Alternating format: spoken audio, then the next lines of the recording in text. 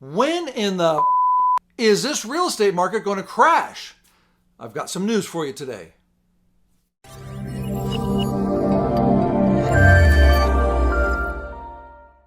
Every single stinking flippin' TV show, nightly news, magazine, piece of content coming out from real estate industry is all about one thing. When is this real estate market going to finally break, crash, so you can get some good deals? I've got some news for you. Today I'm going to give you 6 reasons why it's not going to be crashing anytime soon, and these are well-founded economic supply-demand type of foundational reasons why we've seen a small correction earlier this year of 5 to 10%, but those of you thinking who it's going to crash, there's nothing out there that's showing that this real estate market is going to crash. And that's a very unpopular conversation to have with you, but we got to have this conversation. So before we do that, do me a favor. Smack that bell so you're notified of new video drops. Subscribe to my channel. My name is John Whelan with EXP Realty, also known as MrDowntownDelray. Today we're going to get after it because this is a conversation you and I have to have together right now.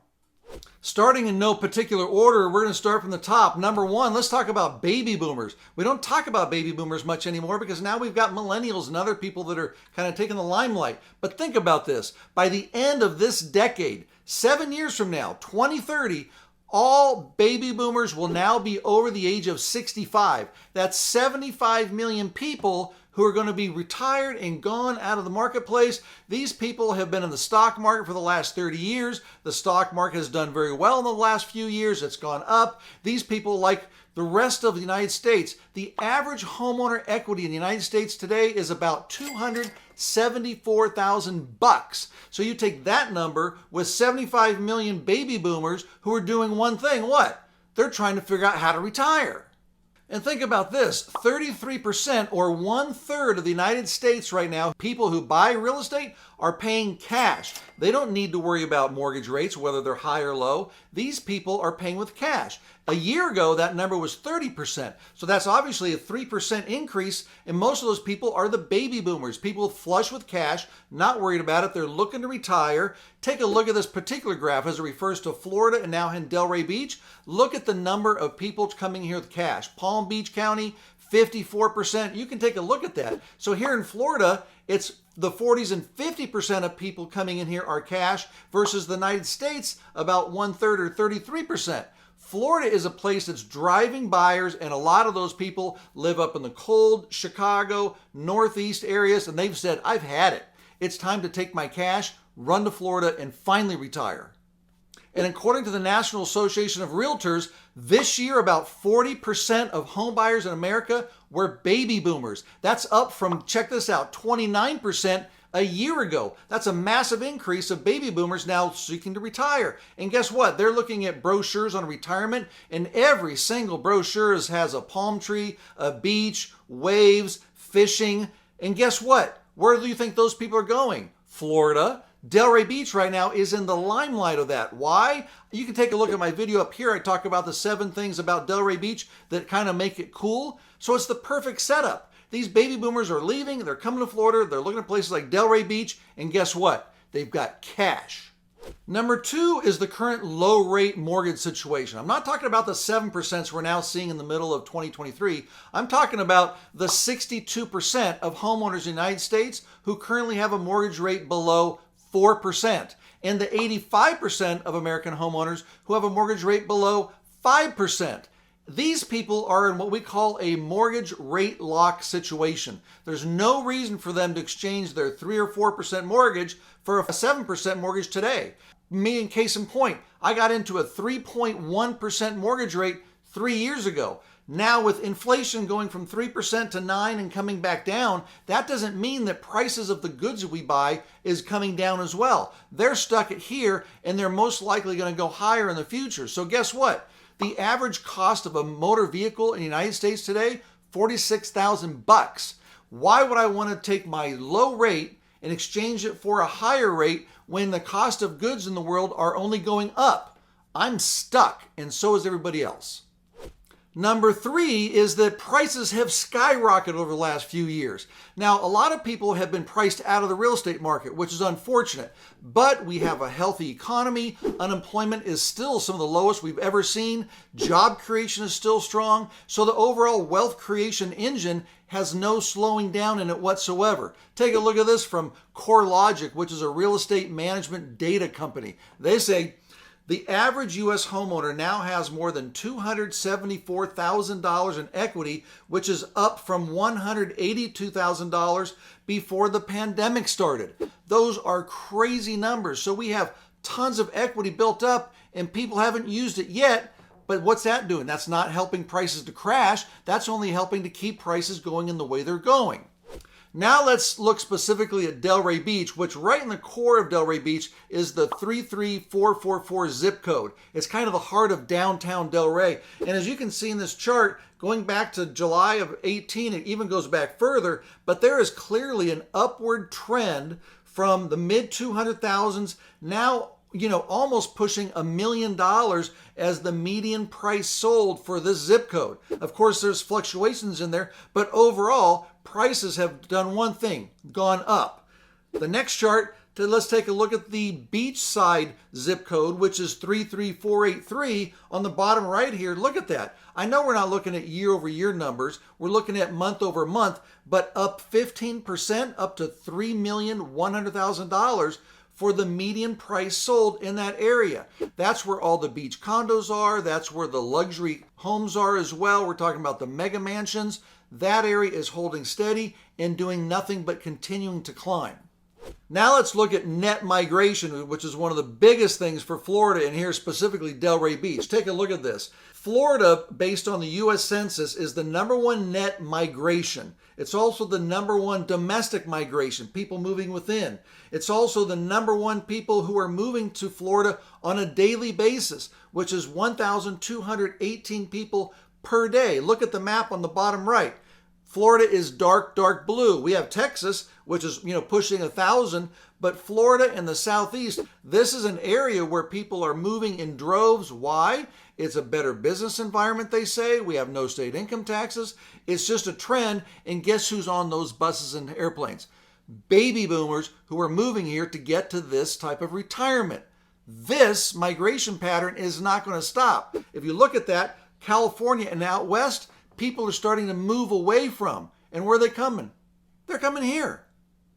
Coming in at number 4 is the granddaddy. We're talking supply and demand. This is the fundamentals of real estate, period, the end. Take a look at some of these data points. Check it out. From 2012 to 2022, there were 11.9 million new homes built in the United States. At the same time, there was 15.6 million new household formations. So we were short 3.7 million homes for people who needed them. And it goes even worse. If you add in existing homes, there's a total of about 5.8 million units that are not available for consumers to buy. So when there's nothing to buy, what happens? Prices remain strong or they go up. So guess what? In the United States, we're going to need to triple the amount of homes built every year for the next 5 years just so that the market can keep up with demand. But here's the thing, as we've learned, demand is not slowing, and the only way it's going to make a dent in the supply side of the economy is if there's a surplus of supply. Guess what? Here in Delray Beach, there's not much land left to build. So over the next 10 years, we still have this demand coming to a place like Delray Beach, but there's no land to build. So we have to reinvent the real estate market by building up. And there's only so much of that we can do. So to finish the supply-demand equation, for those of you who are unaware of what is a seller's versus a buyer's market, let me give this example. Let's say there's 100 properties for sale in the market and we sell 20 of them. That gives us a 5-month supply of homes. So if there's 6 months or more of supply, that means it's a buyer's market. And if it's 6 months or less, that means it is a seller's market. So with that, take a look at this chart from FRED, which is the Federal Reserve Economic Data. As you can see in this chart, the number of new homes, we're talking about new homes specifically, today is currently 7.4 months. So that is technically a buyer's market of new homes. Now this next chart is about existing homes. Right now you can see in this chart it has grown to 3.3 months. So right now it's a strong seller's market. Well, guess what? Here in Delray Beach we're at 3.8. So that shows that it's a very strong seller's market. And what happens in strong sellers markets? Prices stay where they are or they continue to rise. Number 5 is talking about just prices in general. We know that prices or real estate is a hyper-local situation. So if you look at places like San Francisco, prices are way down. Los Angeles, prices are way down. Denver, Colorado, down, maybe flat. Chicago, down or flat. Or how about Houston and Dallas? Prices are way up. Miami, Florida, up 15% over the last year. So you want to look hyper-locally.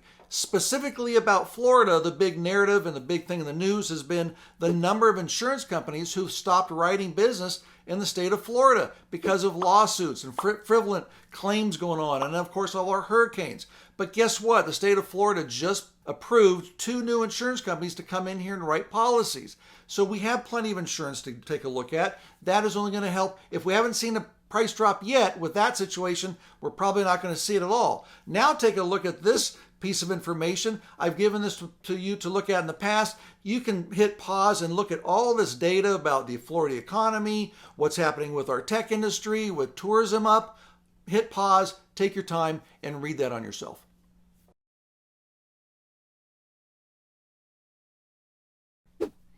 And coming in at number 6, but certainly not the last, is let's take a look at the history of real estate in the United States. Let's go back to the 1970s because that was also a period of high inflation and recessionary period. But guess what? Prices of real estate didn't go down, they went up. From 1970 to 1980, real estate prices went up 150% in the United States. Then let's look at what happened during the Great Recession from 2007, 8, 9. Look at the credit scores going back from 2007, 8, 9 to today. Back in 2007, the average credit score was about 679. Last year, it rose to 715. Why is that? Well, because banks basically said, if you want to get a loan, you've got to improve your credit score. So that's what people did. Banks have tightened their lending restrictions, which ultimately put more pressure on consumers to improve their credit.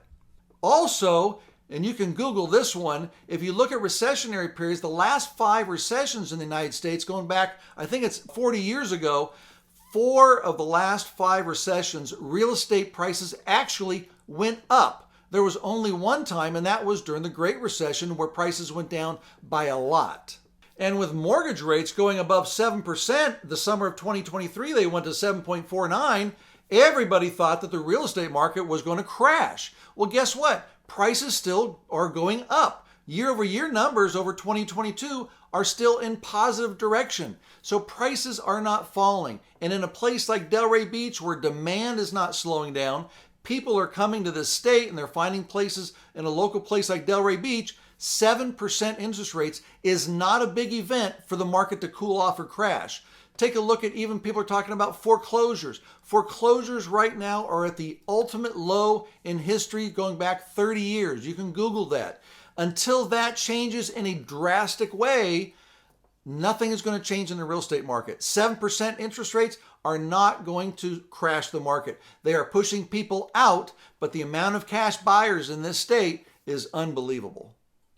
Woo! Thanks for sticking around with me. That was a lot of numbers, a lot of definitions. I spent a lot of time pulling out all this data and research to help you understand why we in the real estate industry really don't see how this real estate market is going to crash. We're not paying attention to what the media companies are saying. We're looking at the fundamentals and we're looking at the data just like you are. And my interpretation is that it's not going to be crashing anytime soon. I hope you found this video valuable. I would love to hear about what your local market is doing. Please, in the comments below, let me know where you live, what's happening in your local market, what you think is going to happen.